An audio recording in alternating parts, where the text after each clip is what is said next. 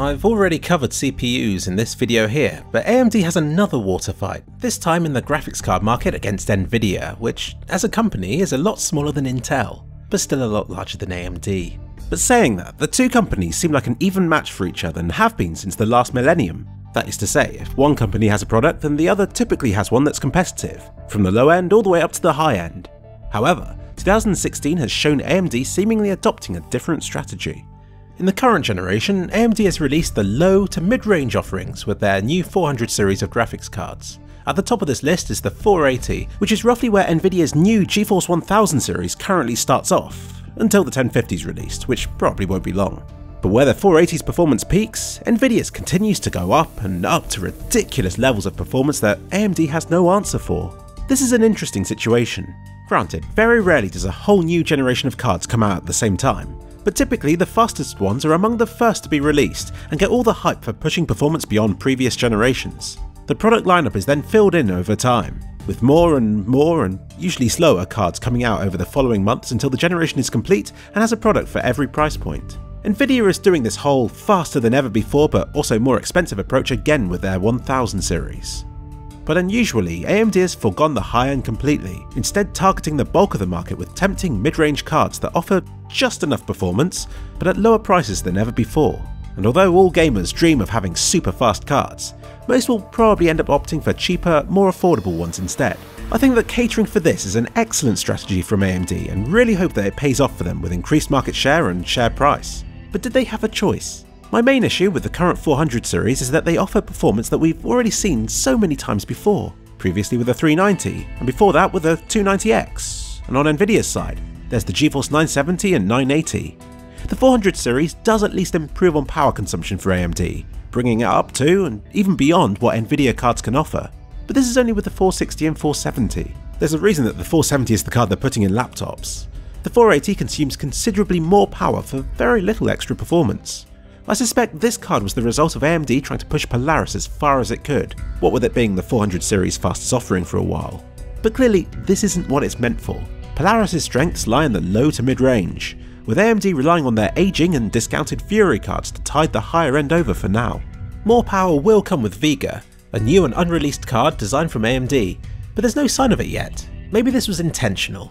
As my friend Tommy TTK pointed out to me, this could be some kind of new staggered release approach that AMD's intentionally doing, which I'd certainly be for if it means cutting down on how many cards are rebranded every generation. And by rebrand I mean if they recycle the same core specs as previous generations, even if they do somehow squeeze more performance out of it, be it higher clock speeds or driver optimizations. Give me the approach they've taken with Polaris over this any day. This isn't just a reused 2013 design. This is a 2016 chip, with all of the improvements you'd expect from something newer. It looks like it's been designed from the ground up to be as energy efficient and as cheap to manufacture as it can be for its level of performance, which I'm hoping leads to larger profit margins than they get from just disabling parts of a more expensive card. This will help AMD should competition from Nvidia put pressure on them to cut prices. But AMD still needs an answer for the high end. But what exactly are we expecting from Vega?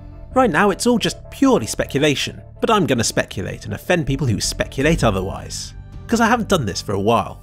In my never-ending quest to become more professional, I've relied more and more on facts. But screw that. I have opinions and I want them heard. Click the button on screen to skip this bit and to remain unoffended. To me, it would make sense if Vega was to directly compete with Nvidia's 1000 series. But then, just like with their Zen processors, we're relying on future, unproven tech to compete with already released and proven products from its competitors.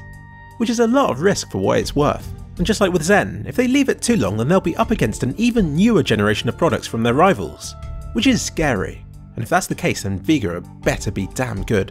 But even if they can't compete at the ultra high end, provided they have the majority of the market covered, it shouldn't matter. But in my mind it kind of does.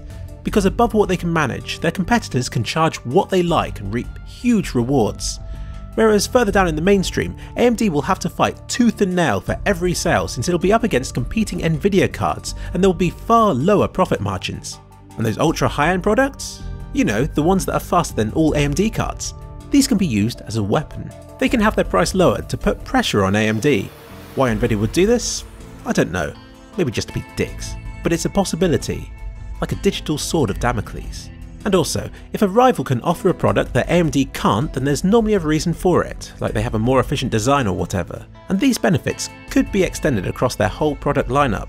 Only Nvidia knows for sure, but legend has it that Nvidia's 600 series of graphics cards was kind of like this. Apparently the GK104 architecture was meant to be for the mid-range, like the Geforce 660 series or whatever, but it turned out to be faster than expected, so the whole product lineup was shifted upwards, with the 660 becoming the 670, the 660 Ti becoming the 680, and so on. All of these cards competed well with AMD's offerings, but with a lower power consumption because they were all originally intended to be a lower end card that they were eventually sold for. It was a win-win for Nvidia across the board, and oh, as an extra bonus, this shift upwards left them with a spare, super powerful card at the top that didn't fit in with any original naming scheme. What did they do with this? They called it the Titan and sold it for ridiculous amounts of money. Apparently, like I said, I can't prove this, but you'll find that the die sizes for the 600 series of cards are much smaller than is normal for cards of their caliber, which implies it. But you can see that the problem that this causes for AMD. Even if they can compete on speed, if they're inferior in other ways, then they'll be deemed as worse than their competitors' products. I figure that in the CPU market, AMD has been like this since the Core 2 duos. At first, AMD countered by lowering prices and competing only in the low to mid-range, but then with every generation, thanks to Intel's superior efficiency, even at the low end, AMD was pushed further and further into niches. I really hope the same doesn't happen to AMD's GPUs. I feel like they're taking steps to avoid this with deliberately cheap Polaris architecture, which I've already covered. In conclusion, the 400 series of cards have been very good news for AMD. While they have this advantage, they should really start releasing more mobile GPUs based on the Polaris architecture, and perhaps something to bridge that huge gap between the 460 and the 470. What's even more impressive than the products though is how they've been marketed. How they made their normally underwhelming 80 series look interesting was a stroke of genius, and it did manage to bring acceptable performance to a lower price point than ever before.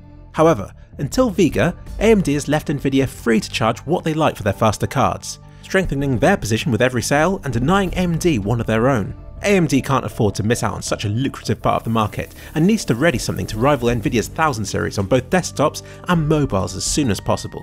Hopefully one with competitive power consumption, which I believe will be more important with this generation than ever before. And if they don't get these things right, Vega could be a case of too little, too late.